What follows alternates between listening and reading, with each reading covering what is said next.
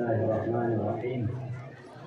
الحمد لله الذي لا يبلغ مدحته القائلون ولا يحصي نعماءه العادون ولا يؤدي حقه المجتهدون، الذي لا يدركه بعد الهمم ولا يناله غوث الفطن، فطر الخلائق بقدرته ونشر الرياح برحمته ووسد بالصخور ميدان أرضه. أما بعد، فقد قال الله تبارك وتعالى في محكم كتابه المجيد وفرقانه الحميد وهو أصدق الصادقين وقوله الحق: بسم الله الرحمن الرحيم. ونريد أن نمن على الذين استضعفوا في الأرض ونجعلهم أئمة ونجعلهم الوارثين. أما بعد، فقد قال الله تبارك وتعالى في محكم كتابه المجيد وفرقانه الحميد وهو أصدق الصادقين وقوله الحق: بسم الله الرحمن الرحيم. إن الله ليذهب عنكم رجس أهل البيت ويطهركم تطهيرا.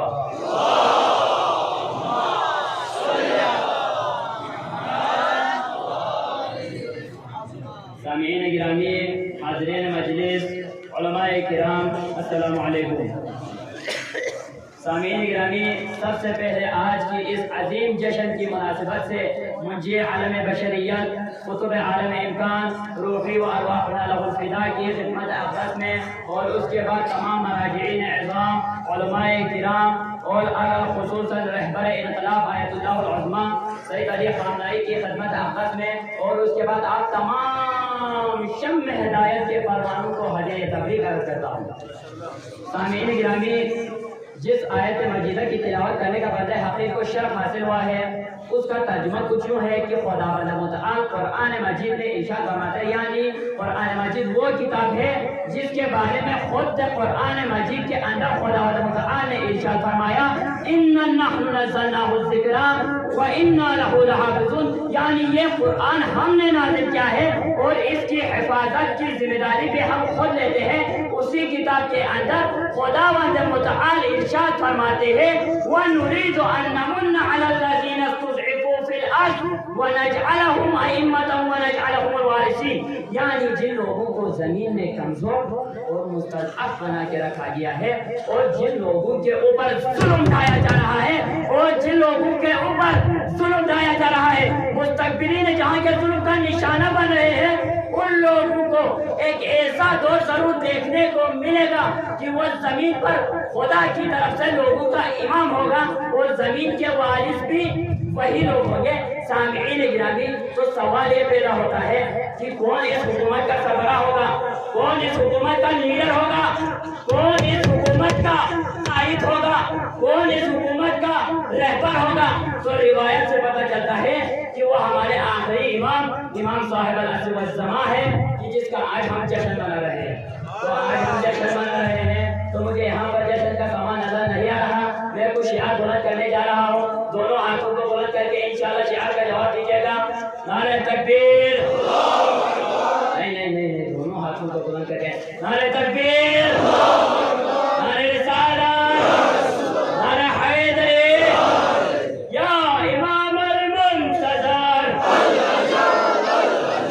وارث خون حسین۔ ماشاءاللہ، خداوند متعال آپ لوگوں کے اس جذبے کو، اس ولولے کو سلامت رکھے۔ سامعین گرامی، آج ہم جشن منا رہے ہیں۔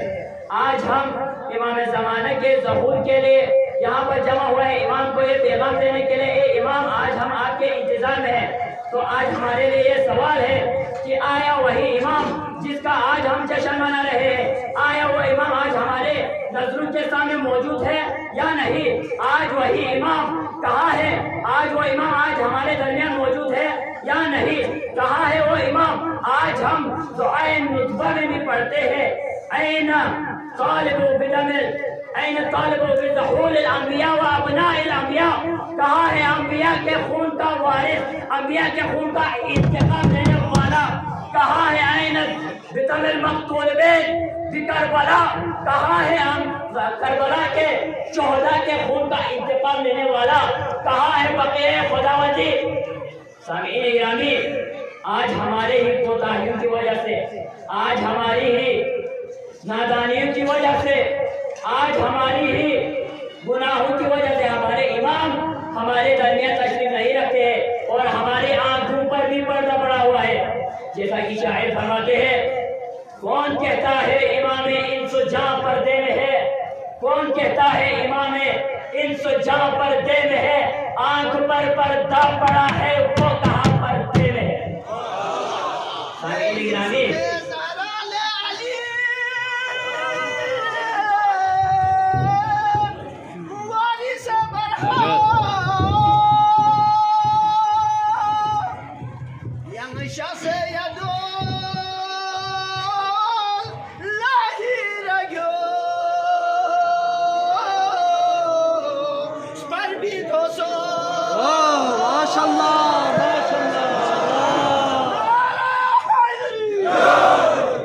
سامعین گرامی، آج یہ دن امام زمانہ کے ظہور کے لیے زمین سازی کرنے کا دن ہے۔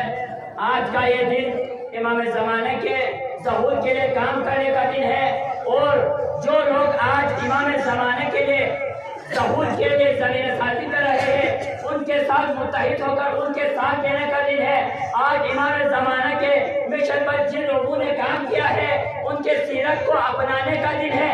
جن لوگوں نے کام کیا امام زمانہ کے زمین سازی کے لیے، کن لوگوں نے کام کیا امام زمانہ کے ظہور کے لیے، ان میں سے ایک کا نام خمینی پچکن ہے، ان میں سے ایک کا نام ابراہیم ہادی ہے، ان میں سے ایک کا نام شہید قاسم سلیمانی ہے۔ کون قاسم سلیمانی؟ آپ نے نہیں پہچانا قاسم سلیمانی کو؟ وہ قاسم سلیمانی کب میدان آیا؟ تب میدان آیا جب سعودی عرب کے مفتی نے کہا کہ یہ جو نجف ہے اور قم ہے یہ کفر و الحاد کا مرکز ہے، ہم اس کو ختم کر دیں گے۔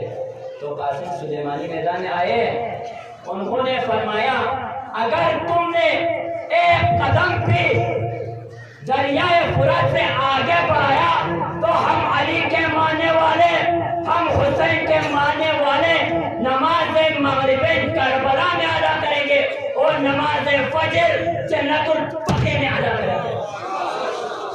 صرف یہی نہیں فرمایا قاسم سلیمانی نے، صرف یہی نہیں کیا، گریٹر اسرائیل کا نظریہ،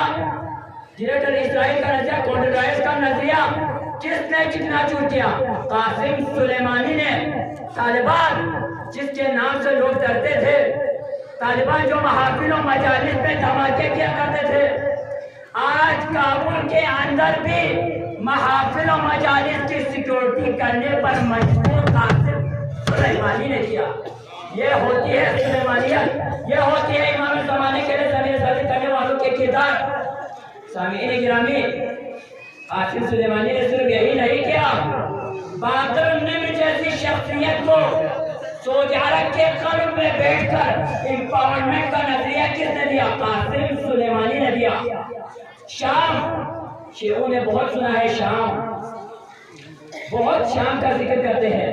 امام علی کے دور میں سازشوں کا مرکز رہا شام، امام حسن کے دور میں فتنے کا مرکز رہا شام، امام حسین کے قتل کا باعث بنی شام، خسرۂ آل محمد کو بے ملکہ و چادر پھرایا گیا شام کے بازاروں میں، اور امام علی کے دور سے لے کر آج تک کفر و الحاد و تکفیریت و یزیدیت کا مرکز رہا شام۔ اس شام کے اندر سے دشمن کو باہر نکال کر عباس کا علم گاڑنے والے شخصیت کا نام ہے قاسم سلیمانی۔ یہ ہوتی ہے امام زمانے کے لیے زمین سازی کرنے والوں کی کردار، یہ ہوتی ہے امام زمانے کے لیے زمین سازی کرنے والے لوگوں کی کردار۔ سامعین گرامی،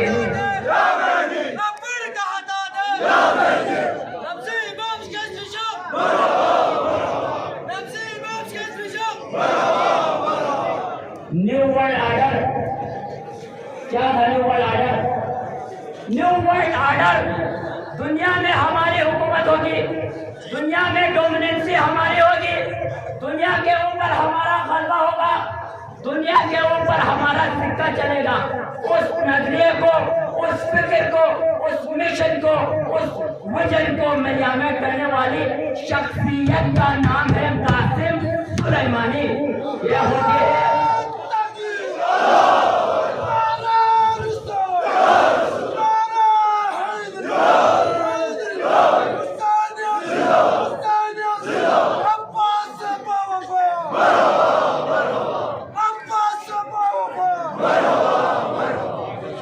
اللہ بس سامعین گرامی میں آپ لوگوں کے درمیان زیادہ حائل رہنا نہیں چاہتا.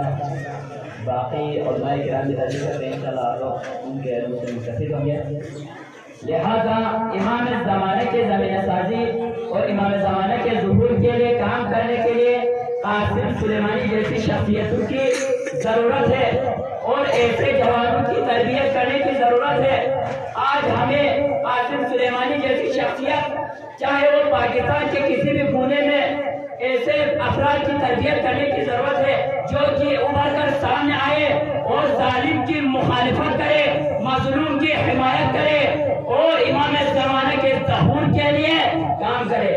تو میں آخر میں خداوند متعال سے دعا کرتا ہوں کہ خدایا ہمارے بچوں کو, ہمارے جوانوں کو, ہمارے بزرگوں کو امام زمانہ عجل اللہ شریف کی ظہور کے لیے زمینہ سازی کرنے اور ان کے راہ میں بڑھنے والوں کے, ان کے راہ میں کام کرنے والوں کے, ان کے مشن پر کام کرنے والوں کے اور ان کے مشن کو آگے بڑھانے والوں میں سے قرار دے اللہ.